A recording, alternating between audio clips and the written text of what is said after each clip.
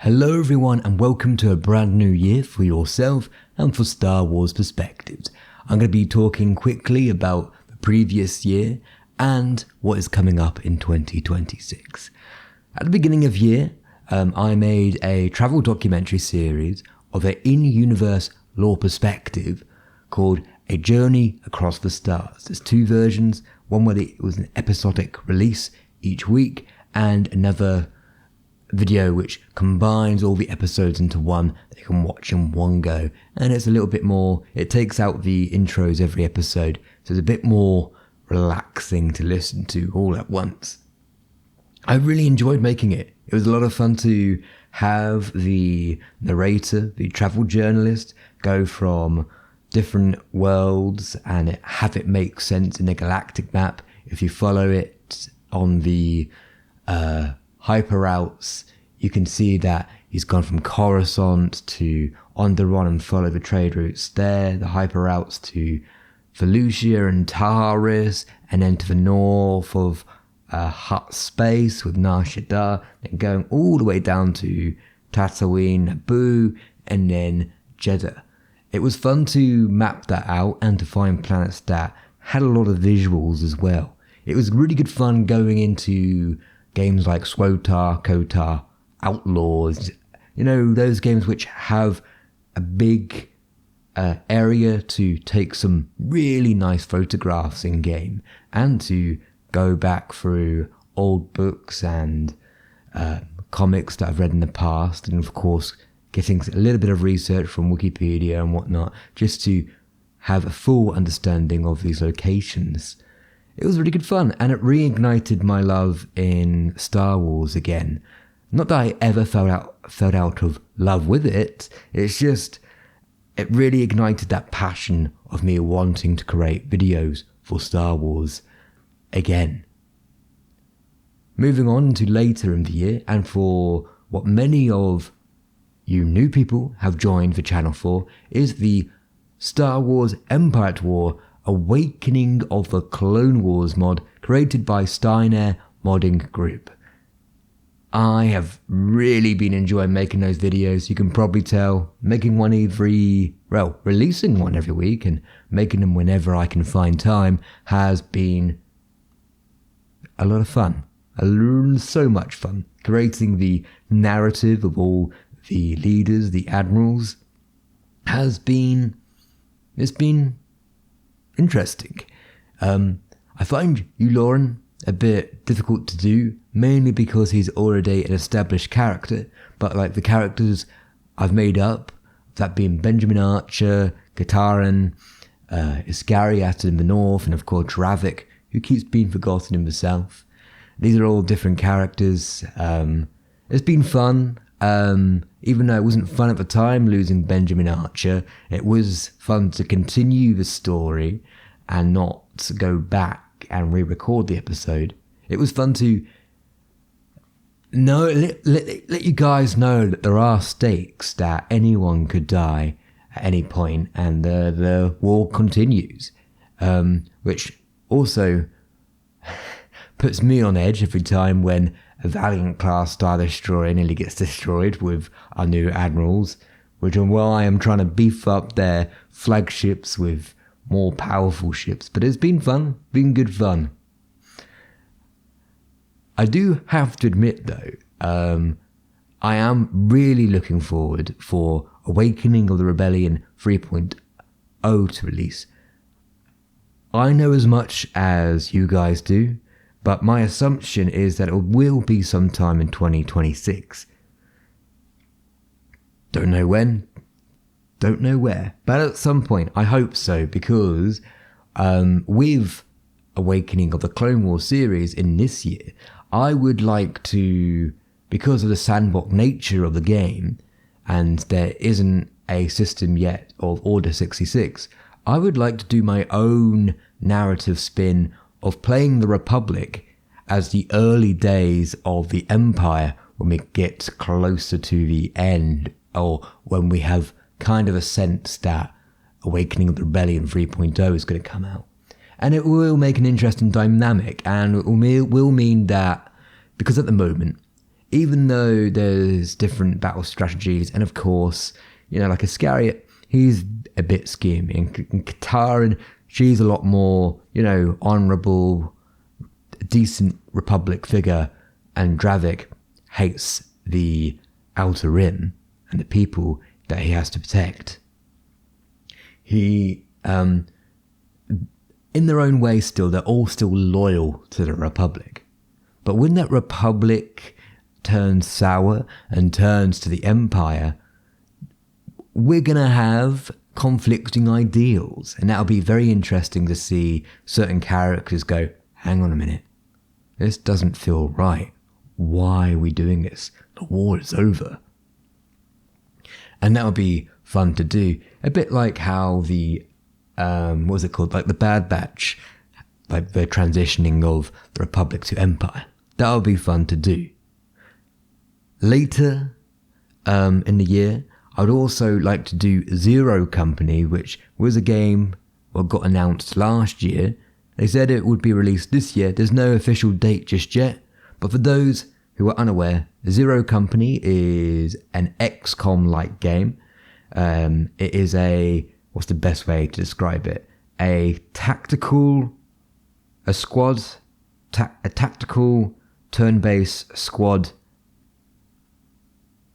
turn-based, something like that. But if just Google XCOM, it is a fantastic game. And what is great is that a few of the XCOM developers are involved in Zero Company. I myself have played a lot of XCOM 2 in the past, along with the Star Wars mod collections with it, and it is good.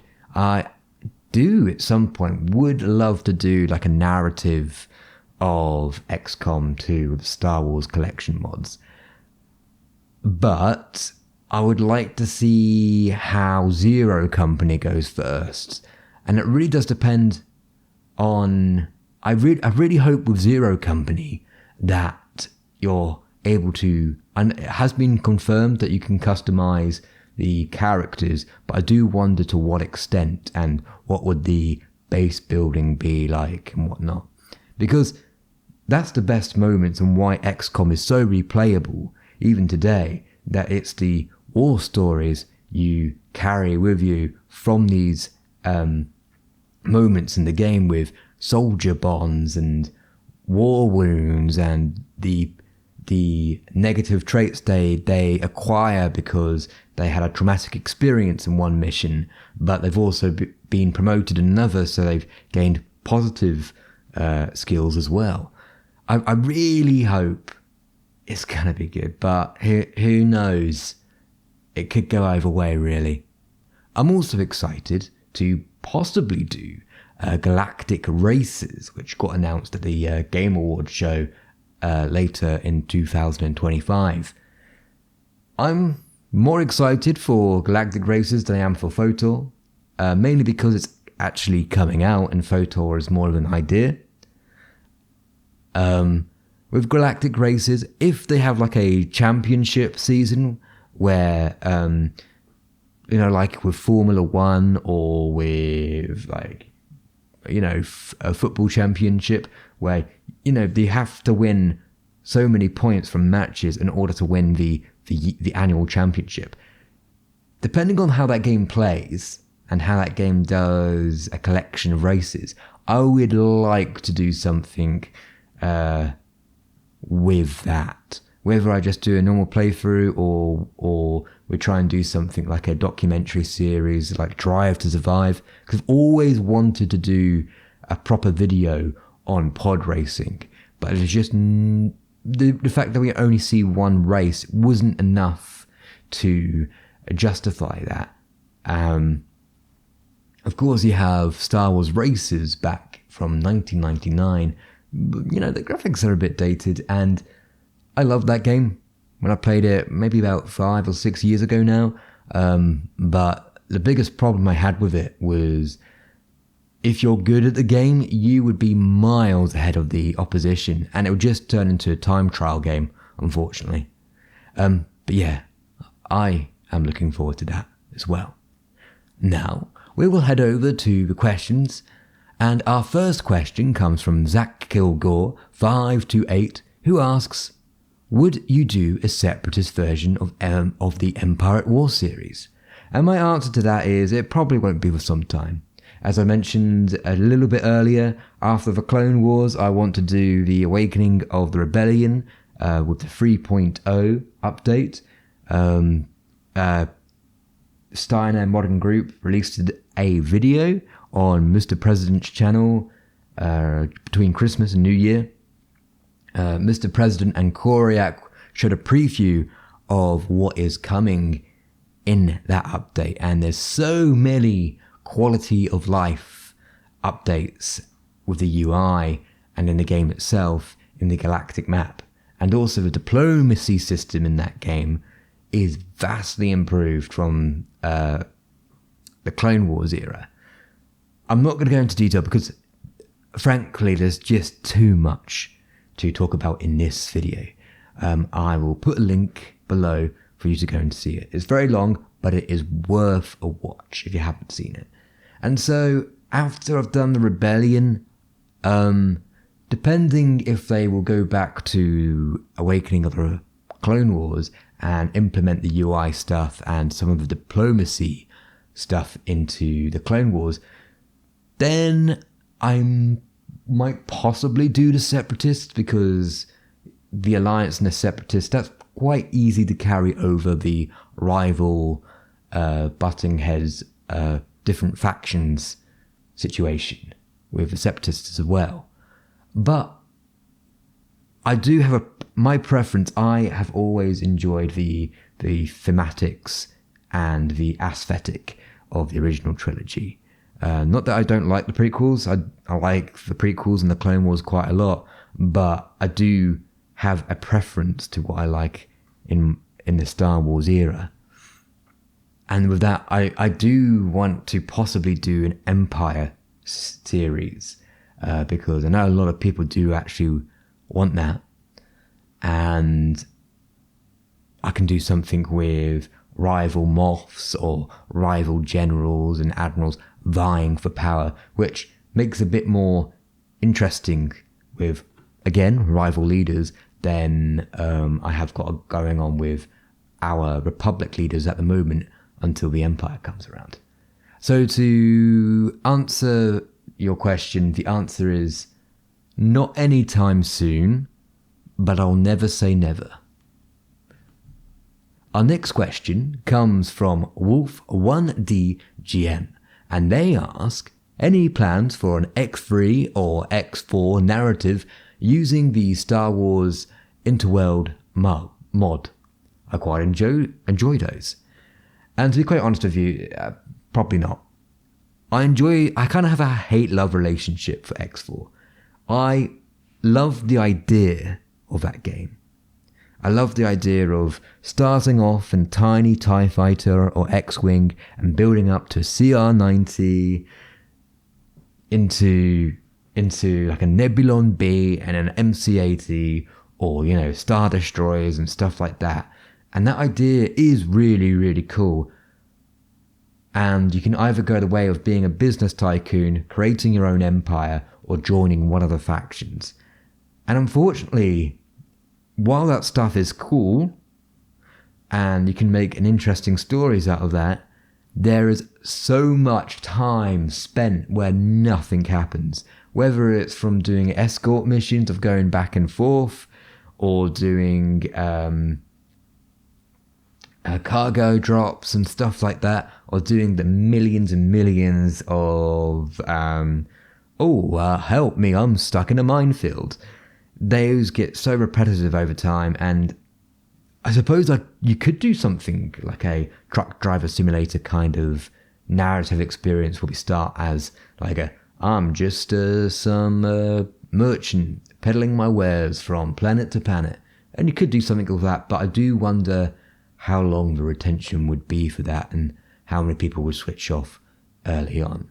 Not that I do videos to big up views, but for spending so much time on something, I would like to, for me personally, with X4 and Star Wars Interworlds, the gameplay loop for me is not enough for me to keep going. I always don't give up. I just always have this thought in the back of my head of I'm wasting my time playing this game. And it's such a shame. I wish it was a bit more condensed, and I know I just don't think I'm just not good, to be quite honest with you all.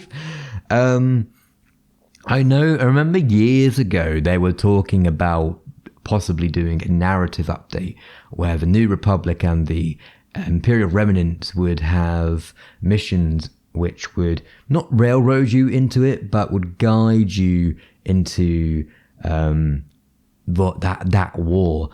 And that would be very interesting to do when that comes out. So again, with the previous question, I'll never say never, but not for a while. I'm sorry that was a bit of a negative question. But yeah, take care. Our next question comes from Matt Avery 7581, and they ask, did we ever find out what happened to Anakin? Now they're referring to the Awakening of the Clone Wars series where Anakin died, and the mission should have spawned for his hero rescue mission. Unfortunately, there was a bug where it meant that mission didn't start, and 200, 300 weeks later, he's just never came back. Even with other heroes disappearing and coming back, they seem to be fine. It just seems to be Anakin. I did go through and we repeated it with some of the testers from Steinair modding, and they did it a few times and they didn't have that bug come up for them. So it's definitely an odd one. Unfortunately, as impressive as their mod is, they're still working on an engine from 20 years ago, from 2006. So there's bound to be something that slips through the net, and it's just the unfortunate situations where these things came together at the wrong place at the wrong time for that to happen. So yeah, it does mean we can't actually we can't continue Act 2 because of Abrogado Ray, and we can't do the intended story missions that Steinair Modding has made for the Clone Wars, which means unfortunately we'll never get to see the Battle of the Coruscant unless Forrest invades Coruscant. However, we are still able to do our own version of the invasion of Geonosis and Mbora and stuff like that. And of course, I would like to do the Empire Day as well, with the Republic changing into the Empire. So we'll just have to imagine that Anakin is doing his own thing in the Clone Wars. Yeah, very unfortunate. Now our next question comes from a very good friend of mine. Now this question is kind of a soft announcement. And they ask, what writing projects will you be working on in the future, and we will see more stories like the Car Iliad? Now the Car Iliad, for those who are new to the channel, it was a 3-act structure split into 3 parts, 10-minute videos of an audiobook following a story of a Republic archaeologist who finds an artifact with someone on the planet, and they become really good friends. At least it's referred to that they were good friends. And he makes a promise that will come back and return the artifact once the Republic is done with it. However, the Empire comes in the 2nd act, and it kind of and we see the corruption start to happen to Arthur Prouse. And then in the 3rd act, we see the conclusion of the decision of whether Prouse will stay loyal to his friend or loyal to the Empire. And I loved making that project. It was fun every single moment, from writing the script to refining it to recording it to editing it to publishing it. I had a great time making it. I just wish that a lot more people watched it. So if you haven't watched that, go and watch it. Star Wars Imperial Historian, the Iliad. Now, this friend of mine, this is a question they've asked me because we have been working on a project for quite a while. I say we, it's mainly been them. I've just greenlit it. They have been working on a continuation of Star Wars Imperial Historian, Legends of the Galaxy Season 1. Their project is called Mistress Red, and it continues the story of Arthur Prowse and William Iona after the events of Season 1. And it takes a completely different path from what I did. Long story short, we were both making a continuation at the same time. We became really good friends, and we always, supportive of our own projects. And they are now at a stage where she can be confident in announcing the project in this update video. I have listened to quite a bit of it. I've read the script as well, but I've listened to quite a bit of it, and it is on par, if not better, than the Star Wars audio books made by Random House Studios. It is incredible. She has done fantastic direction with her voice actors. The editing with the sound effects is brilliant, and the pacing is wonderful. It blows what I did with Legends of the Galaxy Season 2 out of the park. And I'd argue the editing and the pacing and everything is a lot more interesting and exciting than the Iliad. I'm very proud of what they've done. So we are hoping that will get released sometime this year. Very vague of when that will be, because even though most of the project is at a very comfortable place, there's still a little few things that still need to be sorted out. So yes, through that question, that was a green light for me to announce to you that Star Wars Imperial Historian Mistress Red, an audiobook, will be coming out sometime in the near future. I don't want to say anything more because I don't want to spoil it. And that is really what I want to say for now. I'm happy with the growth this channel has had in the recent months at the end of this year, and I hope it continues to grow. For me, I'm at a point now with this channel where I'm eligible to make money through it. However, I'm choosing not to enable ads. This is because of many reasons, mainly because I'm not a fan of ads myself. I actually use YouTube Premium to avoid it, but I understand not a lot of people use Premium, and I think the ad situation on YouTube is so egregious and so obnoxious that I want people to stick around and watch my videos. So to be able to go from one video to the other without interruption is something I like to keep. I'm fortunate enough where I do all right money-wise, where I don't need to have a second avenue of money coming in from YouTube. And I'm fortunate enough that I feel happy not doing that. And to be quite honest, I don't want to be messing around with the government and taxes and self-employment, especially when, let's be honest, it's probably like £5 a month or something at the moment. I'm not making big views, but enough that people are enjoying the content and leaving feedback and comments and wondering what happens next in our narrative series. I do really hope this year is going to be a big one for people coming and watching Awakening of the Clone Wars, Awakening of the Rebellion, because I've put a lot of pre-production into that. A lot of the things I've learned from Awakening of the Clone Wars is being implemented into Awakening of the Rebellion with Fractured Alliance. I am really excited to see what comes around with Fractured Alliance, Awakening of the Clone Wars, Zero Company, and Galactic Races. It's going to be a fun time and I hope you stick around. So, until next time everyone, I hope you stay safe and enjoy the rest of the year. Take care, and may the force of others be with you.